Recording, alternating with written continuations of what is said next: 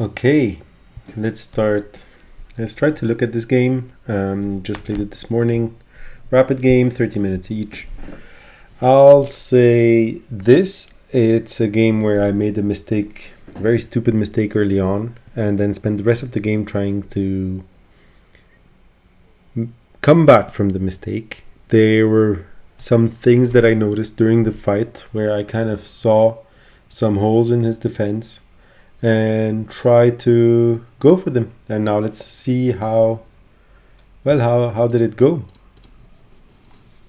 Okay, game starts here with a Scandinavian defense. I like to play the Scandinavian defense because it limits considerably the choices that white has, and then I kind of bring them in my territory rather than play on theirs.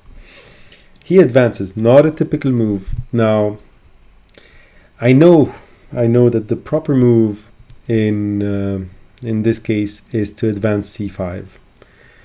The reason why you want to advance c5, and this is something I understood in this game, is because how strong d4 is in this position. You want to not let them play the move pawn to d4, and c5 is great. My idea in the opening here was something different. I decided to play the bishop out early with this idea that I can now close this structure, maybe go for the pyramid, maybe get the knight here, but have the bishop outside of the structure.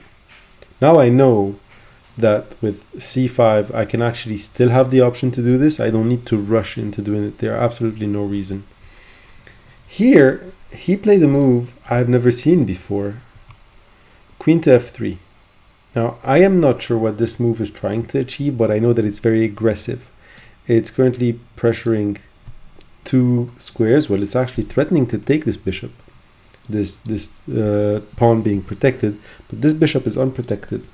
And in any case, it's easy to defend both of them like this.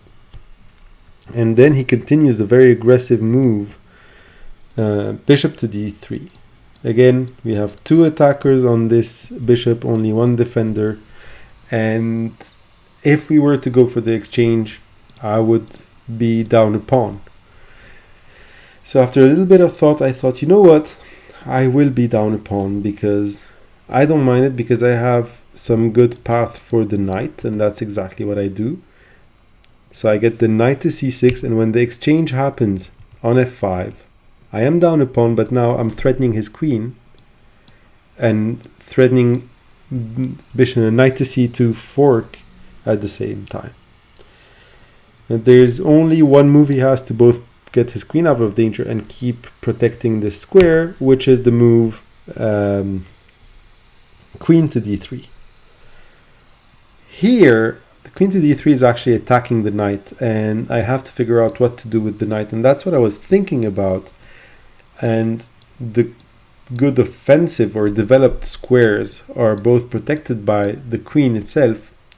Therefore, it's kind of, I wanted to avoid dropping back my knight, and I decided to defend the knight with the move c5. So I've been wanting to play c5 for a while. The c pawn is protected by the bishop, and it will prevent this d4 movement in the future. Now, according to the computer, which is a great thing, and I wish I had seen it, the best move in this position is actually to ignore the knight and to create a bigger threat than the knight that would force white to react by playing the move queen to g5. Queen to g5 is actually telling white, here, take my knight and thank you for the rook. This is an interesting concept. These are moves that I still have a hard time seeing, and it's easy to get tunnel vision in this sense. So my move c5 was supposed to protect the knight and prevent the queen from taking it, but it has very obvious weaknesses, one of which is pawn to c3. Now the knight has to react to the threat. And here I made the first and probably most egregious mistake in my game. So here's what I'm thinking. I'm loving this pressure on c2. And I want to keep this knight by preventing this capture by creating a bigger threat. If I were to threaten this queen, the queen doesn't have any place on this diagonal that she can go to. She will need to move away from the diagonal, which will mean that my knight will finally come to c2 and get this glorious fork. How do I put pressure on the queen? I played pawn to c4, not paying attention to the fact that this left the knight hanging, and it cost me a knight. I'm not proud of this mistake. It was a very stupid mistake. Sometimes when you overthink some positions, you miss the basic idea. And the basic idea was my knight was under attack, and my knight is still under attack, and I lost it by moving its defender.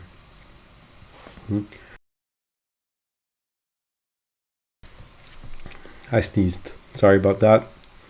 So here I'm playing from behind, and it's not going to be a fun game. However, it's only a minor piece. Nothing is played yet. There are still ideas that I can find. Now I find queen to g5. And I'm thinking, I can attack this, but really, it's not that easy. For instance, by capturing queen to d5, not only the white has achieved a lot of very powerful moves. First of all, protecting this g2 square, preventing my queen from going there. Second of all, protecting this e5 pawn, preventing my queen from giving a check here and capturing a pawn. And third, very annoying, doing a similar threat on b7, threatening to capture my rook. This is a very good move by white actually, and puts a bunch of pressure on me, not to mention also the threat of recapturing the c pawn later on. So how do I respond? I respond by developing the knight. I want to get my pieces into play. I want to get the possibility of actually castling. I need to have weapons. My other pieces have been captured. So I played the move knight to e7. A better version of this move could have been, but I didn't see it, knight to f6. So knight to f6 cannot be captured by the pawn because then he would lose his queen. And while it's achieving virtually the same thing as knight to e7, it's also not blocking this bishop. So anyway, the idea was this more or less the same. Try to move the queen away. If the queen goes away, I was hoping that he would capture on c4. I could maybe deliver a check, and from the check try to develop something. I wasn't sure what yet, but I knew that something was going to come. And queen to b5, check. This is a bit annoying. Now, he did drop the protection of the g2 square, but he kept protecting e5 and he kept threatening b7. And most importantly, giving a check. I chose to defend with the knight, but for some reason the computer analysis suggested d8. And this is something that I've seen computers suggest a bunch of times. I maybe tend to overvalue the castling privileges, and that's maybe because I'm not sure how to fight without castled king. This is something I maybe need to work on and maybe start exploring in some training games. I'm not sure how, but I tend to overcommit to not moving my king so I can castle later. Anyway, at this stage, I was expecting him to lead this attack, because even though I am threatening something similar here, he is definitely in a better state and he can actually do more damage. It would have been an interesting fight given that the two queen would have been on a same diagonal, and I don't know, him being there first could have caused me real problems. I'm not sure if he should have. I was expecting him to take, and instead he played g3. And I think that this is when I started realizing something. I realized that I may be down by a piece and 2 pawns, but there are serious problems in his position. For one, he hasn't developed any of his minor pieces yet. He only developed a single bishop and he immediately sacrificed it or exchanged it. We're in move 12, and actually even before move 11. Out of 11 moves, he has done, like, how many queen moves has he done? 1, 2, 3, 4, 5, 6. 6 out of his 11 moves have been queen moves. None of his minor pieces have been developed. In contrast, my knight is here ready to play as soon as we unpin it. The bishop has an open line. I am much closer to castle than he is. There might be something going on. And then look at his minor pieces. This bishop doesn't have an easy path for development. You need to move a pawn. Same as for this knight, doesn't have an easy path for development. And if we look even closer, even with the pawn with g3, he very early on, very preemptively sacrificed his light square bishop and then proceeded to put all his pawns on dark squares. This is going to be a very weak position for him. His dark square bishop is going to have a hard time moving around, and all the light squares on the board are considerably easier for me to reach. So I'm thinking at this stage, you know what? He doesn't want to do the whole like diagonal play with the queens. I'm gonna go a bit aggressive and get my rook in the game. This unpins my knight. This gets my rook active. And now I feel like I can actually start playing. At this stage, you can feel that he's getting angsty. He's feeling that he needs to bring more than just a queen in the game. See, like, because the queen here solo, without any long range sniper, with both your knights at the in the back rank, this bishop has no vision whatsoever. The queen is not going to deliver checkmate. I'm not too afraid of this queen here, and instead I'm really castling to get my rook in the game. Plus, probably his best move is still to this day d4, which I am currently very seriously contesting, right? Like, he cannot play d4. If he plays d4, there's a very dangerous move where I'm taking his bishop with check, and after he plays the only legal move, this rook to d4 is very dangerous, because if he were to recapture, he cannot recapture because of this fork here, right? Oh wait, it's not a fork. It's a checkmate. It's better than a fork. He's checked and he cannot go anywhere. These squares are taken. This square is protected. This square is protected. This square is protected. This square is protected. And this is a check. It's a checkmate. It's one of the craziest checkmates I've seen. With a fork on the queen just for styling points. So obviously d4 now is not playable. d3 would not be good.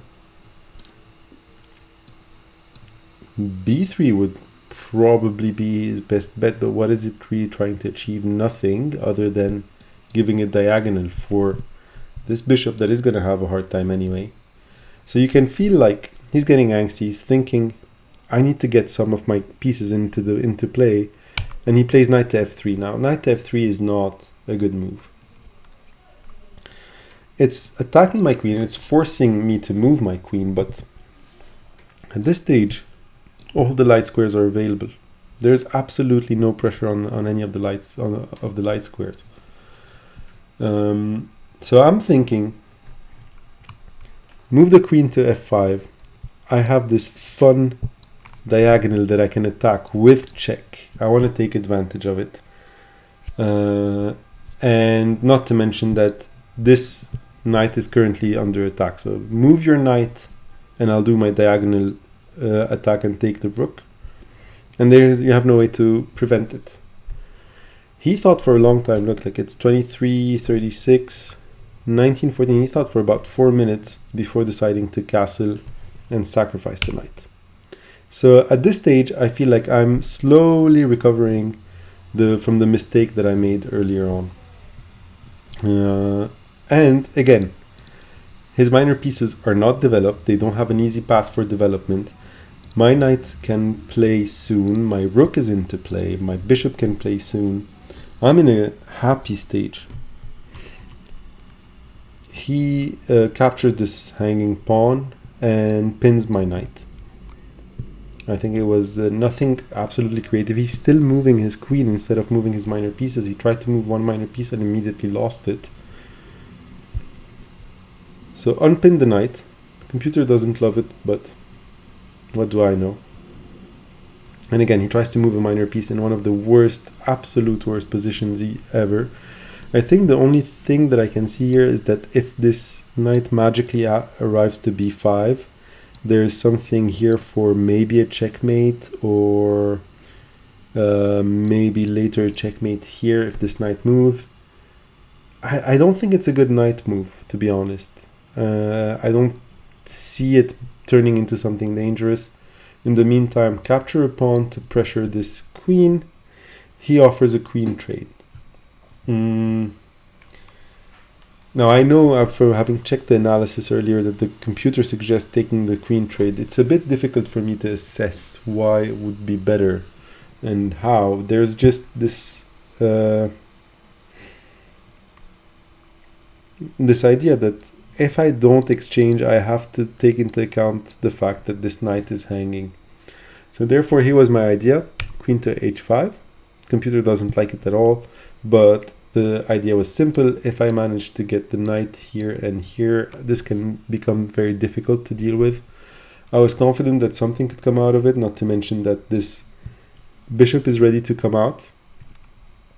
Now I do note that this knight is pinned, right? And this is something that is hampering my ideas a little bit. Plays f3. I know that his idea is to play g4 afterwards. So I'm thinking, let him play g4. I'm not afraid of it.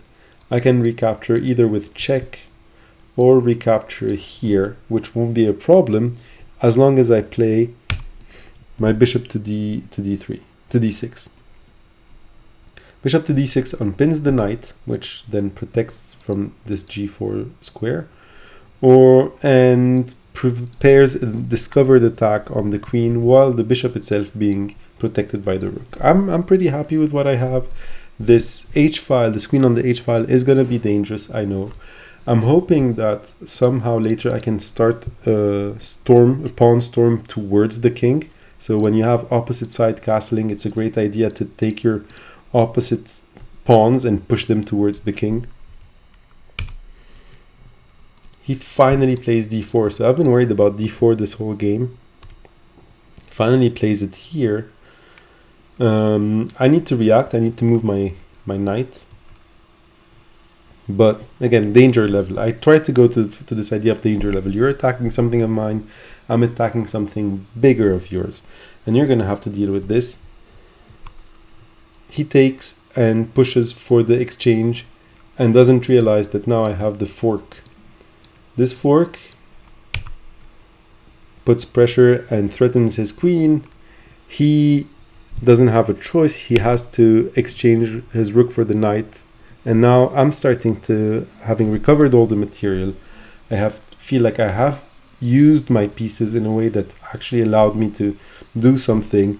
His sad bishop and knights haven't really, and even this rook to a certain extent, haven't really participated in the battle at all. They've just been score. And this is why looking at material differences in games doesn't always reflect correctly what is going on. I think it's unfair. I think you forget about the pluses, forget about the score, look at the position. There are weaknesses. If your pieces are developed, you can always mount an attack.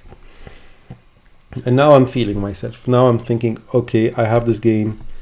And the bishops look at each other. What am I thinking? Again, I'm super high on this idea of danger levels. I'm like, look at my bishop. I'm attacking your queen. If you take, I will take back immediately. You're not going to dare taking. So now you have to deal with moving this queen somewhere. You don't have any good places, or you don't have a lot of good places because my queen is taking some here, here, here. I have good ideas. I think something will happen. This rook will be facing this king. It's a great position to be in. I'm happy, except I had missed one thing. If his bishop captures my bishop, it comes with check, and I cannot recapture this queen. So very shortly after my brilliant moves, capturing a knight and then exchanging my last knight for his rook, I just lost a bishop over a stupid idea. And again, I find myself trailing. I find myself not in the lead, despite my best efforts. But I'm playing with 1 queen and 2 rooks against a queen, 1 rook, and 2 minor pieces. His pawn structure would be okay, but he doesn't seem in a hurry to move his pawns, to be honest. I get out of check with moving my king to a8. And then he plays this move. I'm not sure what was he trying to achieve in this move. Like, I know he needs to get out of danger, and there aren't very many places where he can. But e7 gives me a very easy way to pressure him with the move rook g to e7 to e8. Now he needs to run away. He offers an exchange of the queen. He says, okay, you take my queen, I take yours, but I'm always going to take this trade because I get an extra bishop out of it. And now the game is even. Actually, less than even. I'm feeling much more confident. I have 2 rooks. His knight is all that I need to worry about. I don't think that his pawns are very developed. I have a simple path for infiltration where I can actually go and take his pawns, the base of his pawn, and destroy the structure. I'm really not worried. Knight to b5 is attacking my rook. I have to constantly be checking for what is it that he wants to do. If I move to the rook to d5, he's gonna fork. So I know that he's looking for forks, he's looking for attacking my knight. I won't let him. But the rook to b6, you need to move your knight, or else I'm gonna take b2. And if you do protect your knight, I'm gonna come here and then take b2. So I'm really happy either way. Decide to protect the knight with f5, then I decide to kick the knight with a6. Knight goes back, I take b2 as expected. Attack my rook with knight to c4, take in on a1. See, I'm already destroying his pawn base. I can feel that his advantage is going away. I have 2 rooks. I'm going to connect them on the 7th rank and deliver checkmate. Here, he attacks my king with knight to b6. Now, very dangerous. Don't be tempted to put here to force him to move the knight, because then there's a fork that is going to come and you just lost a rook, right? So very careful not to do this. Move the king to b8, and at this stage it's pretty sad. He doesn't really have much to go. He drops his rook back in an attempt to protect, which is not a bad idea, but it allows me to get my second rook on the 7th rank, or in this case in the 2nd rank. And this is way too dangerous. This is almost unstoppable. What he needs to do is try to force an exchange of the rooks and try to drop his knight back, hoping to do something with 4 pawns, a king and a knight against a rook that is pretty well located on the 7th rank or on the 2nd rank. He didn't really think about this. He thought of returning his knight, but now it's too late. There's a straightforward checkmate pattern. This is something that you will see a lot if you do puzzles. This is a pattern that comes up very often. Check. This is forced. Check. This is forced, and checkmate. So this is it. This is a bit of what the game is about. It's a game I like to look at the report graph. Like, I'm playing black. This is the start of the game, kind of navigating the opening okay. One mistake, play from behind, then had 1, 2, 3, 4 opportunities to kind of get the lead back. And while this was okay, it wasn't until the last time when I actually capitalized on a bad queen move that I actually was able to turn this into a win. If I were to say what did white do badly, too many queen moves, didn't develop their minor pieces early, and didn't mount an attack. So tried to force things too quickly, especially in the opening. Like from here, just look at the first 4 moves here. 1, 2, 3, 4. You're already forcing your queen moves way too much. Even if the queen will activate and you will get a favorable trade, but with this knight being here and here, I'm gonna force your queen to move around all the time. And even though you did come out on top after these movements, you didn't develop anything. These things got a shit game, these 3 pieces. And even if you consider how early this bishop got traded, all your minor pieces had a shit game. It was not fun for them. And while your queen had a good game, by herself she cannot actually deliver checkmate, and she cannot actually deliver a win. And once she got neutralized, I was more than willing to trade my queen for her as soon as I had a good position. And that's the story of the game. I hope this was interesting. I hope this was fun. Let me know. I will do more videos like this in the future.